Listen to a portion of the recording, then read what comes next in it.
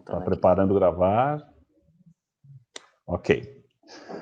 Bom, nós estamos hoje aqui com o nosso amigo Adriano Amaral, que o Adriano é um especialista em governo aberto, né, tem feito vários trabalhos ao redor do mundo sobre esse tema, e nós queremos conversar com ele um pouco sobre como se constitui o governo aberto, o que é um governo aberto, quais os organismos internacionais que têm apoiado esse projeto, e depois a gente, na sequência, vamos conversar um pouco sobre experiências. Eu gostaria, Adriano, então, que tu te apresentasse, né, e pudesse, então, iniciar esse papo de nós explicando o que constitui um governo aberto. Pois é, obrigado, Amazônia, pela oportunidade aí. E é interessante porque o tema é vasto e surge exatamente numa crítica ao governo de maneira geral, uma tentativa de reinventar o governo, de redesenhar o governo. É quando surge tudo isso. Eu me apaixonei por isso lá no início, por gostar muito de política, atuar na área de tecnologia, na área técnica, e de fato já atuar na área de dados e big data e tudo mais, né? E aí casou uma coisa com a outra, tá? Então isso nasce aí mais ou menos em 2010, 2011, é óbvio que as discussões disso começam antes, e o Brasil, é interessante contar um pouco essa história, porque o Brasil foi um dos fundadores dessa abordagem, né, que foi depois incorporada num organismo internacional chamado Parcerias para Governo Aberto, da tradução OGP, né, Open Government Partnership, e o Brasil foi um dos fundadores, junto com outros 7 países, entre eles a Inglaterra e os Estados Unidos, e se iniciou aí o que seria esse grande guarda-chuva por onde os governos buscariam uma maior transparência, né? Eu vou fazer uma pausa aqui, Amazônia, para falar de transparência, porque aqui acabou que a questão no Brasil ficou muito presa no debate de transparência e, obviamente, corrupção, e se esqueceu do grande debate que é o valor dos dados num contexto mais amplo, né? Por exemplo, a gente não vai falar de caso ainda, mas um caso bem interessante, só para marcar esse episódio aí, uma prefeitura grande, uma cidade grande, não vou citar detalhes aqui no momento, tinha várias câmeras para gravar a questão da segurança. Entretanto, as mesmas câmeras poderiam ser usadas para estimular o comércio, entender como é que está a mobilidade urbana, atividade econômica em alguns bairros onde tem, né, lojas e não.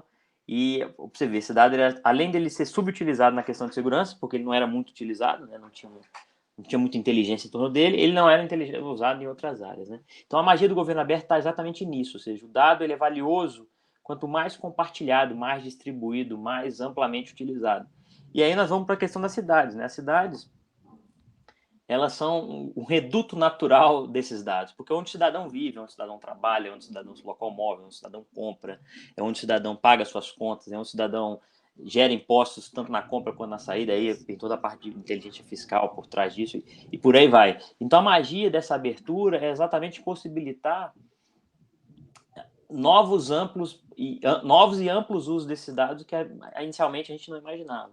Então é aí onde está o governo aberto, e aí surgem essas vertentes, por exemplo, justamente da reinvenção do governo, ou seja, o governo agora passa a ser o que a gente chama de uma plataforma. Eu não preciso resolver tudo dentro do Estado, eu posso ser um grande alavancador, uma grande plataforma para que, às vezes, iniciativa privada, ONGs, terceiro setor, possa se usar desses dados e prover serviços e devolver dados para o governo. Olha que interessante. A contrapartida pode ser mais dados para o governo para tomar decisão. Acho que foi um sucinto aí e amplo aí, Amazônia. E na tua experiência, Adriano, como tem evoluído essa questão nos diferentes governos mundiais? Assim, os governos estão cada vez se dedicando mais à transparência ou isso tem avanços e retrocessos ao longo do tempo? Excelente pergunta, Amazônia. Como eu falei, isso começa muito forte em 2011, né, de maneira geral, amparado aí pela ONU dentro da questão do OGP, quando a gente olha mais especificamente. Óbvio que cada governo isoladamente tinha suas iniciativas. Isso pula para quase 74 países, né, em 4 anos de iniciativa. Então, você vê a demanda para isso, tanto grande que é. Países que começaram, às vezes, mais tímidos, né, como a Rússia, como a Turquia, que até abandonaram o projeto, e aí, né, vem com essa coisa que você acabou de citar das ondas, né, de retrocesso e avanço. Né? Países que chegaram, vamos dizer assim, atrasado, no sentido de não se juntaram na iniciativa logo no início, que foi a França, mas que avançou e se tornou praticamente um líder nessa frente, na abertura de dados, inclusive com empresas privadas. Isso é uma coisa interessantíssima, quando você vê a iniciativa privada se aliando ao governo na questão de abertura e vamos dizer assim, inovação em torno desses dados, né, onde surge também iniciativas de hackathons e inovação aberta, que a gente chama em torno desses dados, né? Cidades, e aí dentro do contexto, voltando, saindo do governo, vamos dizer assim, federais, os governos nacionais, indo para cidades, então nós temos lá os casos da Espanha, da Catalunha, no caso de Barcelona especificamente, o próprio Madrid, com iniciativas incríveis de participação, onde envolve essa troca de dados com o cidadão. Imagina que o governo abre o dado e, de alguma forma, o cidadão interage com esse dado e esse dado volta para o governo, né? Então, com iniciativas fantásticas, né? Como participa Madrid e o Decidim, né? Que são famosos aí. Do outro lado, a iniciativa privada, no caso de Madrid, o BBVA, que é um banco espanhol, criou uma iniciativa inteira para usar e abrir seus próprios dados. Então, chama BBVA Data. Depois, se o pessoal quiser acessar, fica à vontade também, bvadata.com. Inclusive, com lá é interessantíssimo, porque lá estão reformulando políticas públicas a partir dos dados compartilhados entre governo e iniciativa privada, criando o que eles chamam lá de bairros virtuais, né? Bairros físicos, né? Ou seja, que ali, por mais fisicamente possam ser semelhantes os problemas, a gente parte para o âmbito do comportamento, né, do que a gente chama de economia comportamental, e esses dados trazem, por exemplo, comportamentos similares e, obviamente, políticas similares. Então, por que não entender isso para desenhar políticas públicas, né? No caso de cidades como Madrid. E obviamente, assim, os portais de dados abertos, eu até depois posso compartilhar aí um link aí no vídeo, onde tem um mapeamento dessa quantidade de portais de dados abertos que tem surgido aí no nível de cidades e governos nacionais que fazem parte dessa grande iniciativa global aí que eu citei de parceria aberta.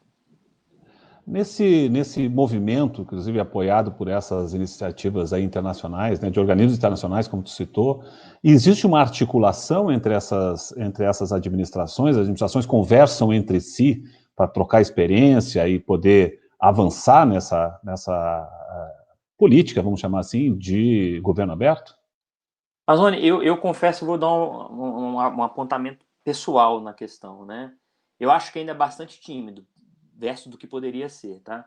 De fato, quando você olha dentro do contexto da parceria de governo aberto, foi uma iniciativa inovadora em que quesito? Porque os governos, né, que antes tinham cadeira cativa na ONU, a iniciativa privada, e aí entram bancos, entram grandes instituições, grandes empresas, no caso o próprio Google, a Amazon, né, grandes empresas de tecnologia, e por fim o terceiro setor tem posições permanentes e posições igualitárias, ou seja, eles têm o mesmo poder que o Estado dentro do contexto da parceria governo aberto. Por que eu estou citando isso?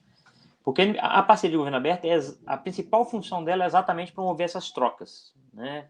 Essa troca entre experiências de cidades, de iniciativa privada, governos nacionais, nessa grande troca de iniciativas. Então, tem sim funcionado, ou seja, existem vários summits internacionais, summits regionais, então existe o summit da América Latina, da Europa, da África, né? Olha que incrível isso aí, os países africanos têm uma liderança grande nisso, vários países, em Nigéria, inclusive a próxima conferência das abertas vai ser na Nigéria, então é muito bacana ter isso em mente aí. Tem liderado, tem compartilhado muito esses casos, mas eu tenho visto que a troca se restringe quase que exclusivamente no próprio evento em si. Ou seja, ela não está correndo, como eu falei, da maneira que eu entendo que poderia correr muito mais, e muito pela troca. Acredito eu que, por exemplo, quando a gente olha para o âmbito das cidades, menores organizações mais focadas nos problemas similares, talvez sejam mais ricas para poder essa troca. Já começou a surgir várias delas, inclusive no âmbito de cidades inteligentes, aí, smart cities. Bom, quando tu citas, né, que as cidades têm alguns aparelhos públicos que poderiam estar sendo dirigidos para um conceito de governo aberto, evidentemente que tem dois elementos aí que chamam a atenção ou chamam a curiosidade. O que caracteriza um governo aberto, né? E depois, né, será que as cidades elas não estão ainda entendendo que governo aberto é só uma questão de transparência?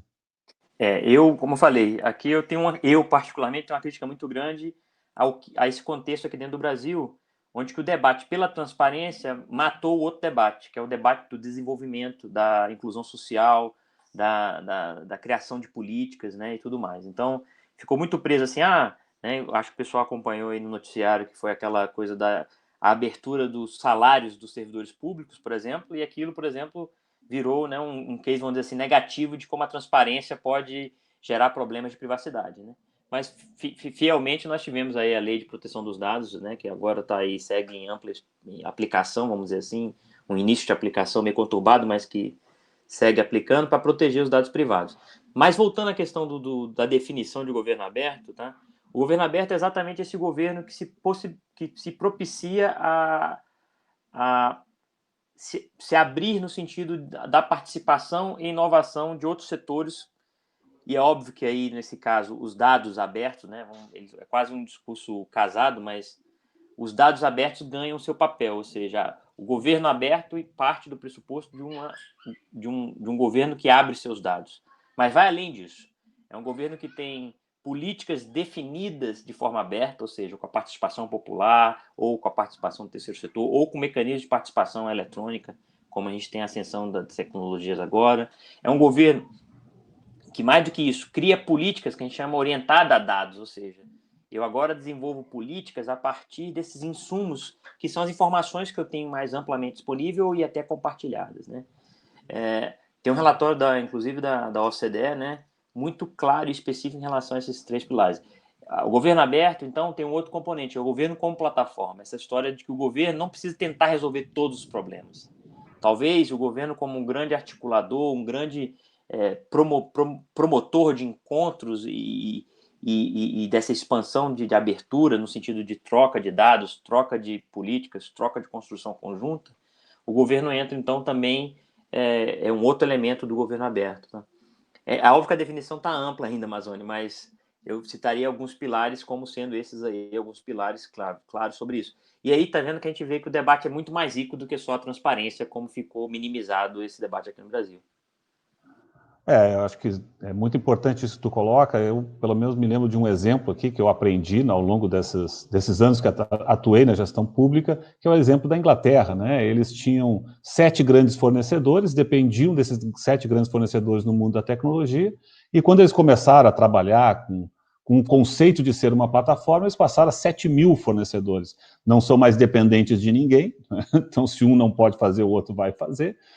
Mas eles criaram, em torno disso, muito emprego e renda, né? Então, parece que o governo aberto é um elemento importante no que diz respeito ao desenvolvimento econômico também, né? Surgem as plataformas aí da economia do comum, né? Através das articulações do governo aberto. Tu tens alguns exemplos disso que a gente pudesse mostrar para o nosso público da vantagem de abrir os dados? Que exemplos nós podemos trabalhar com essa ideia? Que vantagens um governo e uma sociedade têm ao se colocar como governo aberto?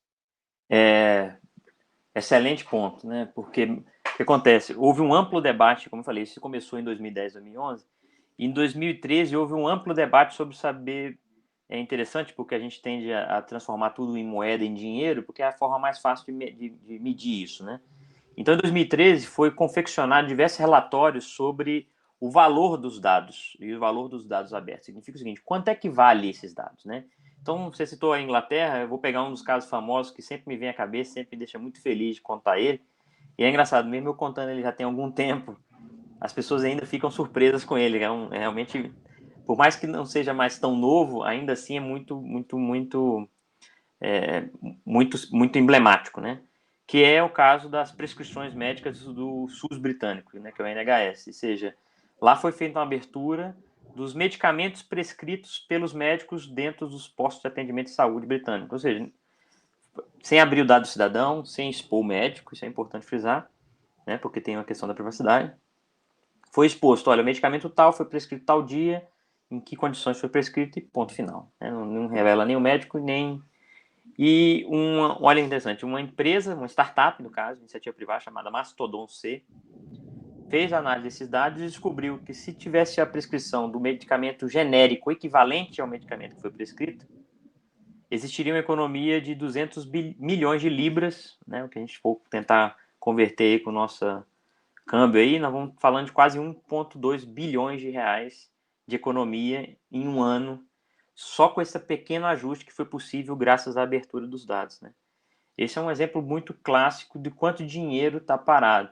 Um dos relatórios também que eu citei, que foi confeccionado em 2013, a McKinsey tem um relatório muito bacana, em que ele cita aí o número de quase 5 bilhões por ano na economia americana, que é o potencial que os dados abertos podem gerar, seja de economia, seja de melhoria de eficiência, seja no aspecto de inovação, que é o caso que eu citei. Nesse caso especificamente do governo britânico, foi um caso de eficiência, na melhoria na prescrição dos medicamentos. Perfeito. Nós estamos nesse momento num processo eleitoral, portanto, muitos municípios no Brasil vão estar trocando as suas administrações. Na tua opinião, como está o futuro do governo aberto, né? Não só internacionalmente, mas como aqui dentro do nosso país? Foi bom colocar, Amazônia, porque eu tenho uma visão, no mínimo, não vou dizer crítica, mas confusa, porque o que nós temos aí é fatalmente uma abertura ampla e um franqueamento, vamos chamar assim, né? Como eu falei, essa abertura vai além só dos dados, ela franqueia também a alguns órgãos de iniciativa privada ou startups a possibilidade de redesenhar e inovar em termos de governo, tá? Então, claramente, hoje já está surgindo cidades que estão fazendo isso de maneira ostensiva. E olha que interessante, hoje o debate da cidade passa por atrair talentos, qualidade de vida, custo de vida. E tem cidades hoje que estão se despontando em atrair pessoas, olha que interessante, e pessoas, nesse caso, implica em geração de valor, né? Porque são pessoas que conseguem manipular esses dados, são cientistas de dados, são pessoas com alta capacidade técnica, doutores, né? E pessoas com formação ampla, e cidades que estão despontando e atraindo esses profissionais, e olha que interessante, automaticamente redesenhando toda a cidade em torno disso. Eu tenho um caso recente agora que eu tenho mais me aproximado de Dublin, e a iniciativa chamada Smart Dublin, na Irlanda, e a Irlanda Dublin está sendo completamente redesenhada. Por quê? Porque essas empresas todas se dirigiram para lá, essas pessoas se dirigiram para lá, e a cidade está se confeccionando uma grande cidade, vamos dizer assim, moderna, nesse quesito de dados e abertura, né? Em compensação, a gente tem cidades que têm pouca vocação para isso, perdendo espaço. E o que eu percebo aí, num sentido bem negativo, é que algumas cidades vão sumir, porque se esse valor, né, se essa importância dos dados ficar cada vez mais ampla e as cidades não embarcarem nessa, ou seja, não entrarem nessa de peito aberto para tentar se reinventar, nós vamos ter cidades praticamente extintas, porque o cidadão e as pessoas começam... A questão da localização, né, é interessante isso, que com o advento da tecnologia e da internet, a localidade, né, ela deixa de ser tão importante, porque eu posso estar em qualquer lugar praticamente por exemplo, pagar impostos, que é outra coisa que está sendo desenhada para as cidades. Eu pagar imposto não mais pela propriedade ou o veículo que eu tenho, no caso do IPVA, mas, por exemplo, pagar pelo o uso de uma via pública. E aí, se eu for fazer esse uso da via pública em uma outra cidade, essa cidade deixa, por exemplo, de arrecadar.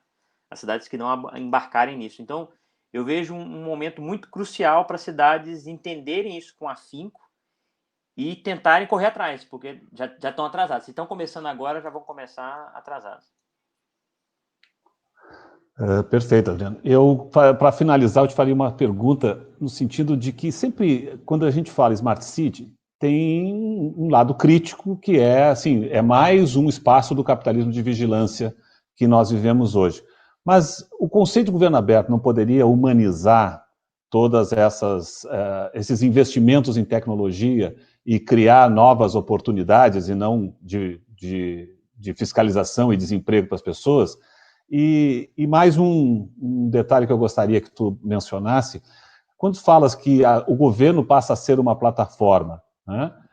Isso também não é uma solução que ela tem hoje, ela não é representada pelos diferentes pontos de vista, nem do mais Estado, nem do menos Estado, ou seja, o Estado não necessitando executar atividades de ponta a ponta e abrindo espaço para que a iniciativa privada participe também do seu processo evolutivo. Gostaria que tu mencionasse esses dois aspectos e, se tu quiser fazer as tuas considerações finais, eu te agradeço. Vamos lá. Deixa eu ir devagar, né? O primeiro deles é realmente assim. Acho que tudo tem os dois lados, né? Tudo tem seus prós e seus contras, então avaliar como sendo só um cenário positivo, por mais que eu seja um apaixonado pelo assunto, não é correto, né? Ou seja, tudo tem seus dois lados, né? E obviamente a primeira contraindicação, vamos dizer assim, o primeiro contra é exatamente, vamos dizer assim, o mau uso ou um uso indevido desses dados para monopólios, né, para poder garantir a supressão de direitos em alguns casos, né, muito exagerados, embora não tenha nenhum caso concreto disso ocorrendo hoje no mundo que eu tenho notícia. Tá? Então, sim, acho que tem os lados prós e contras. Mas se a gente for olhar do ponto de vista mais amplo e dentro do debate democrático, vamos sentir assim, uma democracia não mais representativa, mas uma democracia participativa, o que a gente vê é que a informação ela é fundamental para a tomada de decisão, para a construção do senso crítico do cidadão que usa o serviço da cidade. Então, por exemplo, um debate que é muito comum e criticado muitas vezes. Por exemplo, se eu expor os dados de criminalidade, eu posso automaticamente fazer com que bairros morram, no sentido de, né, que as pessoas vão deixar de procurar aqueles bairros, vão deixar de passar ali, pela simples informação da criminalidade ficar exposta, né? E prejudicar, por exemplo, negócios imobiliários, prejudicar toda uma cadeia que vive desse processo. Entretanto, olha que interessante, eu posso de fato construir ali e criar, por exemplo, arenas na agenda pública, isso é que eu acho que é mais interessante, provocar debates a partir da participação do cidadão, onde ele simplesmente por morar ali e perceber aquele dado exposto de que há, por exemplo, há uma alta criminalidade naquele bairro, de ele tomar uma atitude, procurar o governo e o governo realmente tomar atenção e aquilo poder se reverter. Então, eu particularmente confio muito nessa linha, né? Nessa coisa que a informação compartilhada, ela tende a gerar um valor muito grande. Né? Eu tive um debate recente na cidade de Porto Alegre, inclusive, que é exatamente isso, sobre esses ativos não públicos, ou seja, eu, por exemplo, tenho câmeras privadas que podem ser usadas como geradora de informações para o governo tomar ações, por exemplo, nessa carta de segurança pública, por exemplo, né? Que é algo que está sendo gerado. Então, por mais que as coisas tenham dois lados, eu citei, como falei, um lado justamente contrário para a gente poder promover o debate, eu de fato sou muito esperançoso de que isso só tende a se melhorar e se aprofundar ao longo do tempo, né? Ou seja, não há nada, até mesmo porque hoje em dia a gente não tem nada mais oculto. Se o governo não quiser expor, o cidadão, seja via as mídias sociais, né, seja postando no Facebook da vida, ele vai lá e expõe o problema e aquilo fica lá visceral, exposto. Né? Então, acho que não tem ninguém ganha muito mais tentando não abrir esses dados. Né? Partindo então para a questão do governo plano plataforma, olha que interessante, até pegando esse caso do gancho da segurança pública, tá certo? O governo plataforma visa exatamente isso, ou seja, onde o governo, ele muitas vezes, né, por falta de competências, porque é importante, a gente não pode olhar para o governo como sendo um sabe-tudo, ali não vai ter todos os especialistas, por exemplo, né?